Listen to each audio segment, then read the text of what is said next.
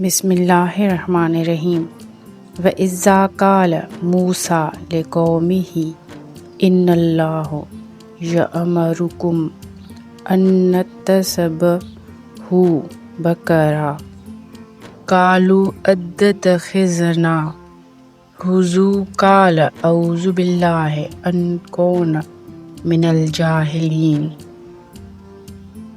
اور حضرت موسیٰ علیہ السلام نے جب اپنی قوم سے کہا کہ اللہ تعالیٰ تمہیں ایک گائے ذبح کرنے کا حکم دیتا ہے تو انہوں نے کہا ہم سے مذاق کیوں کرتے ہیں آپ؟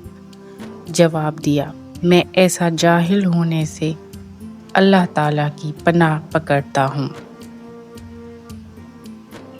قالوا ادع لنا ربک یبین لنا ما ہی قال انہ یقول انہا بقرۃ لا فارض ولا بقرۃ عوان بین ذلک فافعلوا ما۔ انہوں نے کہا اے موسیٰ دعا کیجئے اللہ تعالیٰ ہمارے لیے اس کی ماہیت بیان کر دے۔ آپ نے فرمایا سنو وہ گائے نہ تو بالکل بوڑھا ہو نہ بچہ بلکہ درمیانی عمر کی نوجوان ہو، اب جو تمہیں حکم دیا گیا ہے بجا لاؤ۔ قالوا ادع لنا ربک یبین لنا ما لونہا قال انہ یقول انہا بقر صفراء فاقع لونہا تسر ناصرین۔ وہ پھر کہنے لگے کہ دعا کیجیے کہ اللہ تعالیٰ بیان کرے کہ اس کا رنگ کیا ہے۔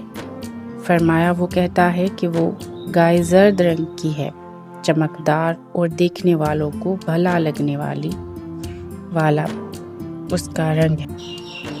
قالوا ادع لنا ربک یبین لنا ما ہی ان البقر تشابہ علینا وإنا انشاء اللہ لمہتدون۔ وہ کہنے لگے اپنے رب سے اور دعا کیجیے کہ ہمیں اس کی مزید ماہیت بتلائے۔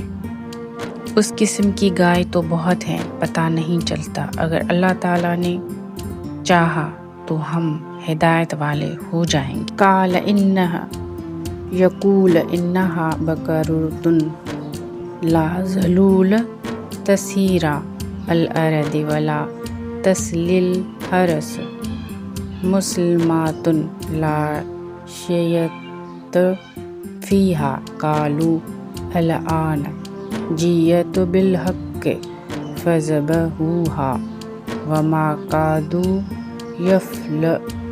یفعلون۔ آپ نے فرمایا کہ اللہ کا فرمان ہے کہ وہ گائے کام کرنے والی، زمین میں ہل جوتنے والی اور کھیتوں کو پانی پلانے والی نہیں ہے، تندرست اور بے داغ ہے۔ انہوں نے کہا اب آپ نے حق واضح کر دیا۔ وہ حکم برادری کے قریب نہ تھے لیکن اسے مانا اور وہ گائے ذبح کر دی۔